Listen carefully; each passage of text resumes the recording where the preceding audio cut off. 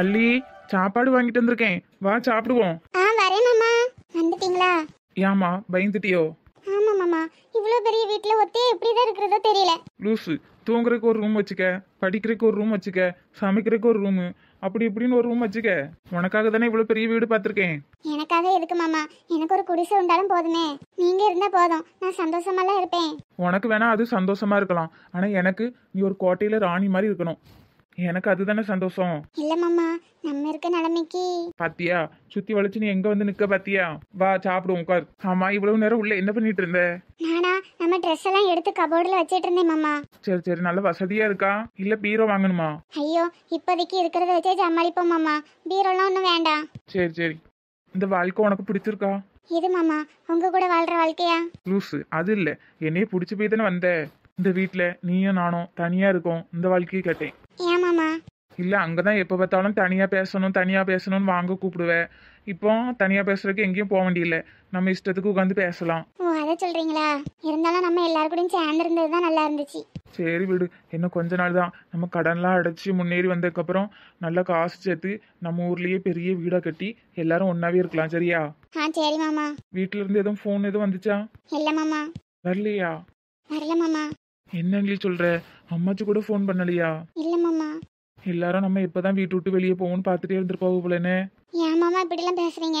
அப்புறம் நம்ம இந்த இடத்துக்கு வந்து சேர்ந்துட்டோமா, வீட்டுக்கு வந்துட்டோமா, சாப்பிட்டீங்களான்னு ஒருத்தர் கூட ஒரு ஃபோன் கூட பண்ணல.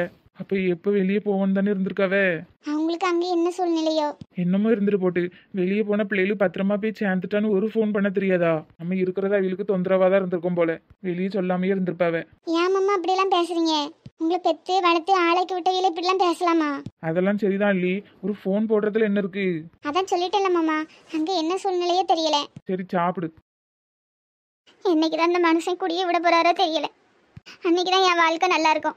அது சரி, 25 வருஷமா விடாத குடியே இப்பயே விட போறாரு. மா, ஏமா அழுறா? உங்க அப்பனை பாத்தியாட்டி? உன் மேல கொஞ்சம் கூட அக்கறை இல்லை. ஏமா? நீ ஆஸ்பத்திரியில இருந்தப்போ பணம் புரட்டிட்டு வரேன்னு போனவர் அப்பதுல இருந்தே ஒரே குடிதான். இப்பயும் பாரு, குடிச்சிட்டு வந்துதான் படுத்திருக்காரு. என்னம்மா சொல்றா? குடிச்சிருக்காவளா? தெரிஞ்ச விஷயம் தானடி. அவர் என்னைக்குதான் சுயநனவோட இருந்தாரு சொல்லு? கல்யாணம் முடிஞ்சு ஒரு வருஷத்துலயே அவனை விட்டு பிரிஞ்சிருக்கணும். வயிற்றுல வர நீ வந்து தொலைஞ்சிட்டா என்ன பண்றது? உனக்குன்னு ஒரு இன்சியல் வேணுமே. உனக்கு சுட்டி தாண்டி இவ்வளவு நாள் பொறுத்துட்டு இருக்கேன். இல்லாட்டி இந்த மனுஷனை விட்டு என்னைக்கோ போயிருப்பேன். இவர் பண்றதெல்லாம் பார்த்தா நீ குடிச்சதுக்கு பதிலாக நான் விஷத்தை குடிச்சிருக்கணும். ஏமா அப்படி எல்லாம் பேசுறா? வேற வேணட்டி வந்த இடத்துல இப்படி மானத்தை வாங்குவாங்களே யாராவது? நம்மளே இருக்கக்கு இடம் இல்லாம சாப்பிடறதுக்கு வழி இல்லாம எங்க அம்மா வீட்டுல இருந்து ஒண்டிட்டு இருக்கோம். அதை இவர் புரிஞ்சு விடணும். இல்லாட்டி வேலைக்கு தான் போக துப்பு இல்லை, அட்லீஸ்ட் ஒழுங்காவது இருக்கணும்ல. விடுமா, எப்பயும் நடக்கிறது தானே. சாப்பிட்டியாம்மா? அம்மாச்சி மோர் கரைச்சி தந்தாவே. இப்போ உடம்புக்கு எப்படி இருக்கு? இப்போ நல்லாயிட்டுமா? சிப்போ போய் சித்தி கூட படுத்துக்க. சரிம்மா. இந்த பிள்ளைக்கு சுட்டி தான் அவனையும் பொறுத்து பொறுத்து போறேன். நான் மட்டும் இல்லைன்னு வெயி, இதுக்கு மேலேயும் நீ சீரழிஞ்சு போயிருப்பா. மொத்தத்துல என் வாழ்க்கை போயிட்டு நானே என் 2 பிள்ளைகள் வாழ்க்கையும் சீரழிச்சிட்டேனோ.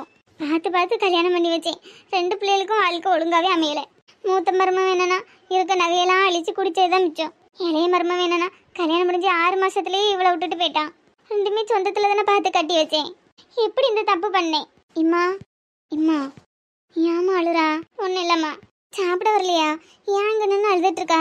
வந்து சாப்பிட்டு மாத்திரை போட்டு படு. இவ்வளவு நேரம் முழிச்சிருந்தா உடம்பு என்னத்துக்காகும்? சம இதுக்கு மேல இந்த உடம்பு இருந்தா என்ன போனா என்ன? ஏம்மா இப்படி எல்லாம் பேசுறா? நீ எதுக்கு அழுவுறா சொல்லு. இல்லம்மா, பார்த்து பார்த்து உங்க 2 பேத்துக்கும் கல்யாணம் பண்ணி வச்சேன். ஒருத்தி வாழ்க்கையாவது நல்லா இருக்கும்னு பார்த்தா 2 பேருக்கும் இப்படிதான் அமைஞ்சிருக்கு. என்னம்மா பண்றது? நம்ம தலையில என்ன எழுதிருக்கோ அதானே நடக்கும். இந்த வயசுலயே உன்னை தனியா பார்க்க எவ்வளவு கஷ்டமா இருக்கு தெரியுமா? விடுமா, 25 வருஷமா தனியா தானே இருக்கேன். எத்தனை நாள் இதை நினைச்சு நீ வருத்தப்பட்டியோ? வருத்தம் இருந்தமா, இப்பெல்லாம் வருத்தம் இல்லை.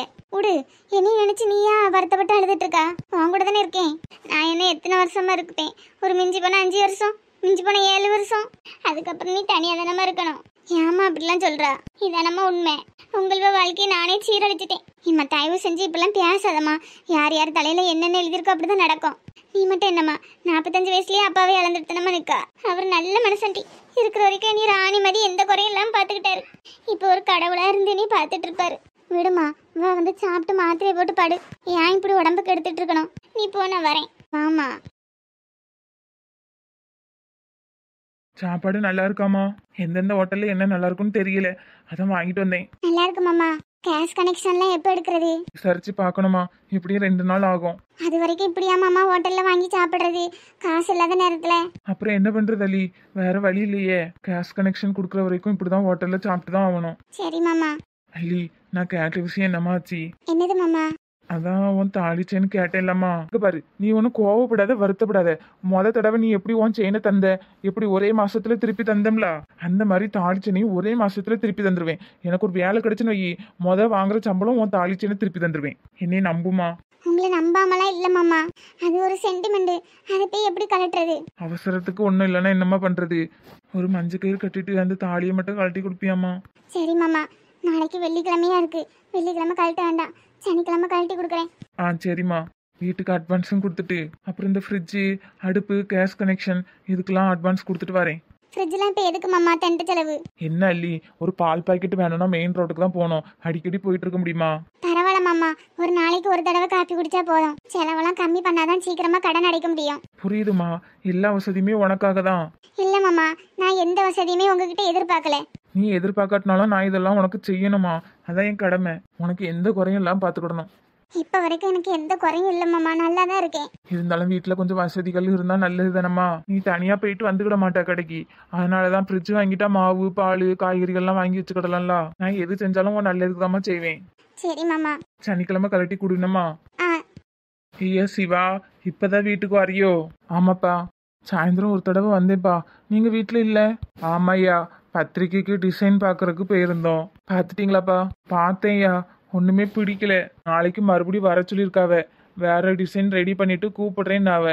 நாளைக்கு போய் பார்க்கணும். சரிப்பா. சரி, அதை விடு, நீங்க போன விஷயம் என்னாச்சு? அதுவாப்பா, அவளுக்கு பிடிச்ச இடத்துலயே அட்மிஷன் போட்டாச்சு. என்னப்பா, யார்கிட்ட பேசினாலும் அவ இவனு பேசக்கூடாது. நீ கட்டிக்க போற பொண்ணு இல்ல, ஒன்னு பேர சொல்லி பேசு, இல்லாட்டி ஏதாட்டும் செல்ல பேர் வச்சுக்க. சரிப்பா. வாங்கத்த. ஐயா சிவா, இங்க இருக்க வீட்டுல விட்டுட்டு வரைக்கும் இவ்வளவு நேரமா? இல்லத்த, அப்படியே விட்டுட்டு கொஞ்ச நேரம் பேசிட்டு தான் வந்தேன். பொழுதனைக்கு அந்த பிள்ளை கூட தானே சுத்தினா, பிறகு என்ன பேச வேண்டிய இடக்கு? அஞ்சலி எத்தனை நாளா வெளியே போகணும்னு கேட்டுட்டு அடக்கா, கொஞ்சம் சீக்கிரம் வந்து அவளை கூட்டிட்டு போயிருக்கலாம்ல. ஏமா, என்னாச்சு? இல்லனே, ஒரு 6 மணிக்கு முன்னாடியே அந்த பிள்ளைய கூட்டிட்டு வீட்டுக்கு வந்தான். அஞ்சலி வர ஷாப்பிங் போகணும்னு சொன்னா, புது இடம்லானே, எப்படின்னே தனியா விட முடியும், அதான் கொஞ்சம் கூட்டிட்டு போயாண்டதுக்கு அந்த பிள்ளைய கொண்டு வீட்டுல விடணும்னு போயிட்டான். சரி சீக்கிரம் வருவான், இவளை அனுப்பி விடலான்னு பார்த்தா இவன் இப்ப வந்திருக்கான். சரி, நாளைக்கு நான் வெளியே கடைக்கு தான் போறேன், அஞ்சலியை நான் கூட்டு போறேன். உங்க கூட அனுப்புறதுக்கு இவ்வளவு கஷ்டப்பட்டேன். ஐயா அண்ணே, உனக்கு நிறைய வேலை இருக்கும், இவளை நான் கூட்டு போய்கிறேன். அத்தை, நாளைக்கு நான் ஃப்ரீ தான், நான் கூட்டிட்டு போறேன், விடுங்க. சரி சிவா. ஐயோ கடவுளே, நான் என்ன பண்ணுவேன்னே தெரியல. இந்த மாமா அந்த விஷயத்தை விடவே மாட்டேக்காரு. செயினத்தான்னு கேட்டுட்டே இருக்காரு. இந்த நேரத்துல போய் அது தங்கம் இல்ல கவரிங் சொன்னா என் வாழ்க்கை என்ன ஆகும்? அவ்வளவுதான். இப்ப இந்த பிரச்சனை நான் எப்படிதான் சமாளிக்க போறேன்னே தெரியலையே. மீனாட்சி மட்டும் உதவி கேட்கலாமோ? என்னன்னு கேக்குறது? நம்ம இங்க தனியா வந்தது அவங்களுக்கு தெரியாது. திடீர்னு செயின் வேணும்னா அவங்களால எப்படி இவ்வளவு தூரம் கொண்டு வர முடியும்? அதுவும் நாளைக்கு ஒரு நாள் மட்டும்தான் டைம் இருக்கு. கடவுளே, வேற வழி இல்லை, மீனாட்சி மட்டும் தான் உதவி கேட்கணும். ஃபோன் போட்டு பார்ப்போம். ரிங்கு போகுது. ஹலோ, என்னம்மா இந்த நேரத்துல ஃபோன் அடிச்சிருக்கேன்? சும்மாதாம்மா. என்ன பண்றீங்க? நான் தான் அப்பா காப்பி கேட்டாரு, காப்பி போட்டுட்டு இருக்கேன். சாப்பிட்டீங்களாம்மா? சாப்பிட்டேம்மா. நீ சாப்பிட்டியா? சீத்து என்ன பண்றா? சந்திர என்ன பண்றா? பூரணிக்கு இப்ப பரவாயில்லையா? அம்மா அது வந்து. ஏம்மா, உன் குரல்லையே ஒரு பதட்டம் தெரியுதே, ஏன் எதுவும் சண்டை போட்டியலா? சண்டைலாம் ஒன்றும் இல்லைம்மா. அப்புறம் என்னம்மா, ஒரு நாள் ராத்திரி ஃபோன் அடிக்க மாட்டா? அம்மா அது வந்து. என்னன்னு தயங்காம சொல்லுமா. நான் இப்ப சிட்டியில இருக்கேம்மா. சிட்டிலையா? இந்த நேரம் அங்க என்னம்மா பண்றா? வீட்டுக்கு வரலையா? கூட யாரும் இருக்கா? முத்துவா? பதட்டப்படாதீங்கம்மா, நாங்க தனியா வந்துட்டோம். என்னம்மா சொல்றா? எப்போ போனிய? அவ்வளவு தூரம் ஏமா போனிய? என்கிட்ட ஒரு வார்த்தை கூட சொல்லலையே. இல்லம்மா, திடீர்னு எடுத்த முடிவுதான். உள்ளூருக்குள்ள தான் வீடு பாப்பாவை நினைச்சேன், ஆனா இப்படி சிட்டியில கொண்டு பாத்துட்டாவம்மா. யாரு? அந்த முத்து பையனா? ஆமாம்மா, அவியதான். சரி சரி, எல்லா வசதியும் இருக்குதானே? தண்ணி வசதி எப்படி? பக்கத்துல உள்ள ஆட்கள்லாம் எப்படி விசாரிச்சியா? தனி வீடுமா. தனி வீடா? காம்பவுண்ட்லாம் இருக்காம்மா? இருந்துக்கிடுவியா ஒத்தையில? கொஞ்சம் பயமாதாம்மா இருக்கு. கடவுளே, அவ்வளவு தூரத்துல ஏம்மா போனியே? அம்மா, எனக்கு ஒரு ஹெல்ப்புமா. என்னன்னு சொல்லுமா.